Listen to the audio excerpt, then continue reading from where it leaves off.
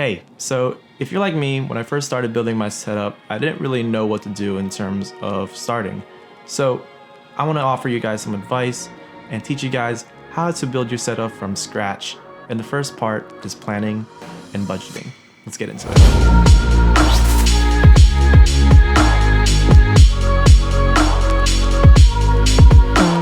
Hi, welcome to the channel. My name is Wayne. If you guys don't know me, I'm a videographer and photographer out here in Baltimore, Maryland. I've been building my setup for the last year and a half now in terms of just uploading it on YouTube.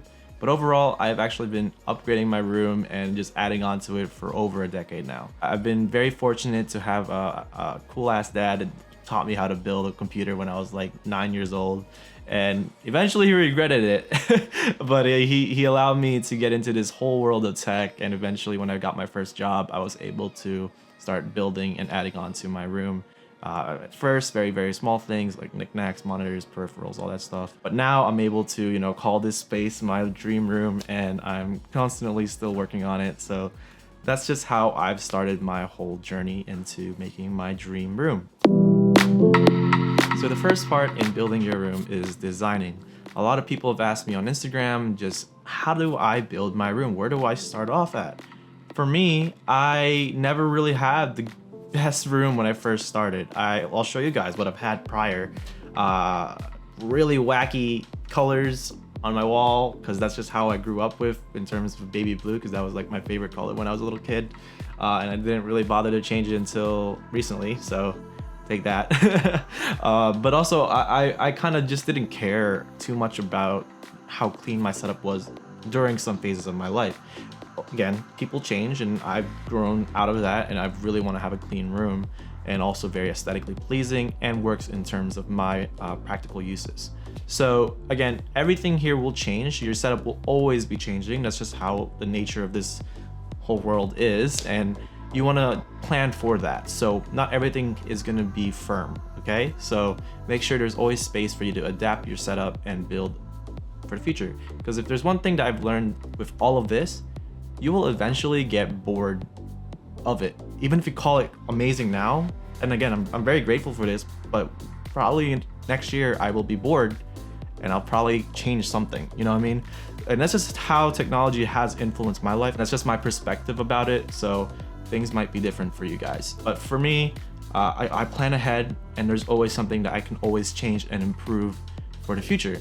And one of those things for me is that I'm not overly designing this room or building this room to what I want it to be, because in maybe like 2 years I'll be out of this room and moving out, you know what I mean? Because I'm about to graduate, I'm about to maybe find a place to live, so you never know. So I don't want to pour all my stuff into this room, even though it is my home. So just a word of advice. So let's get back into planning.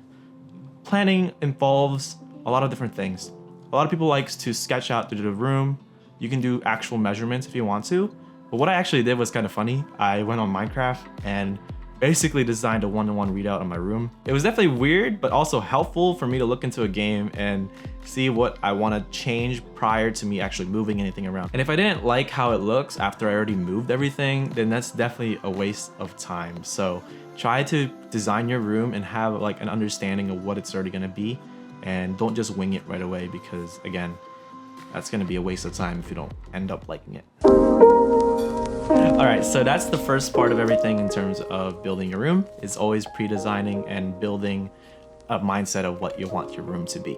So the next part is the more, I guess, tougher thing to swallow, and that is your priority list in buying and purchasing new things for your room.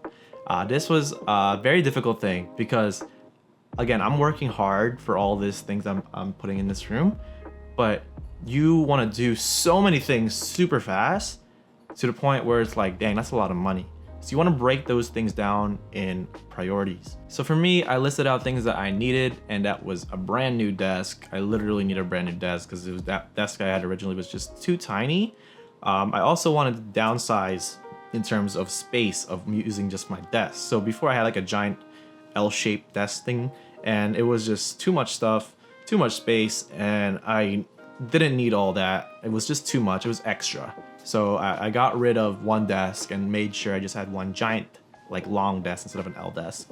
And then I kept my monitors and had them stacked up, so I got a better mount, and that was a necessity. So that was something I listed.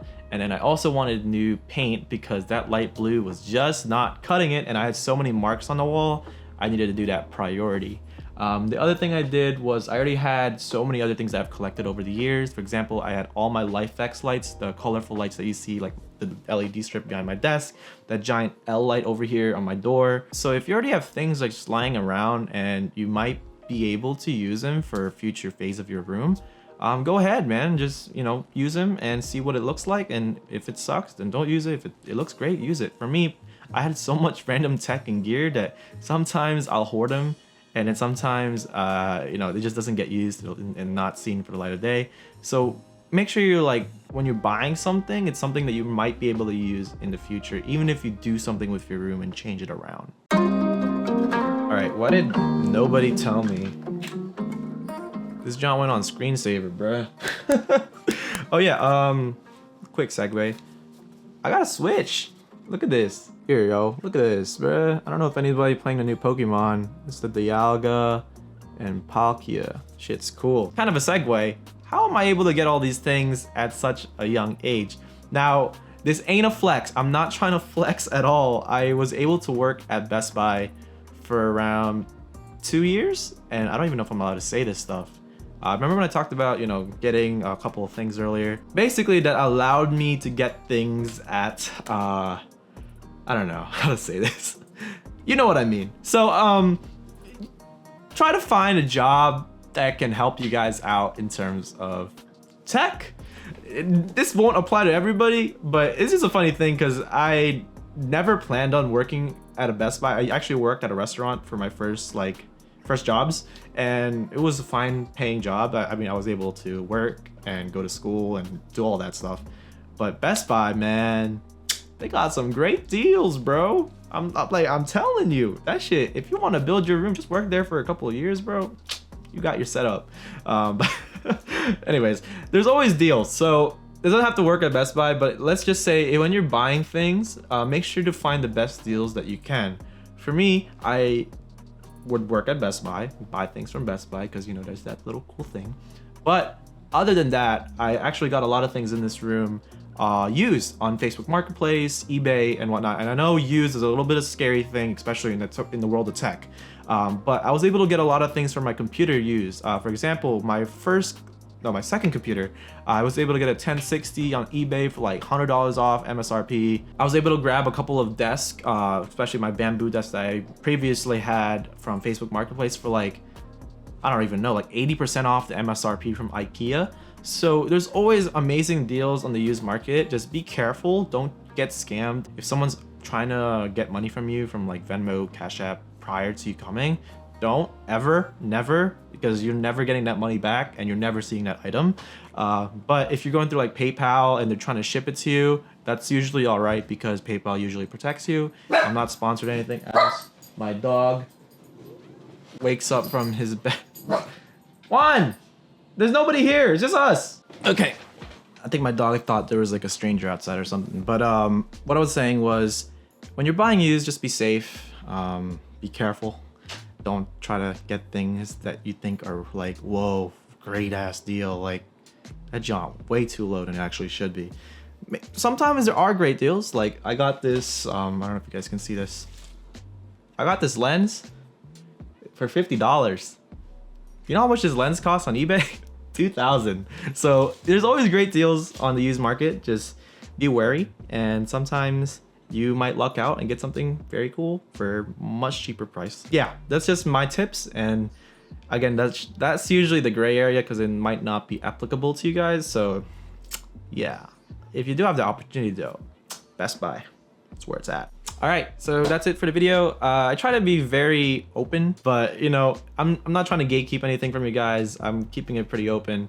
If you guys have any questions, feel free to ask down in the comments below. I literally answer every comment, and I'm okay with any banter or whatever. I don't mind. Honestly, I want to keep this community pretty cool. So let's just have a great discussion down below. If you guys have any questions, any, you know, just things that you guys want to tell me, let me know. I'll try to answer it my best I can. I'm off to Chicago for the holidays, so I just want to say happy Thanksgiving to whoever celebrates it out there. If not, just have a great week. But yeah, that's it for the video, guys. If I helped you guys out, make sure to hit that like button. If you guys want to follow for some more, hit that subscribe button. That's it. Peace out, guys.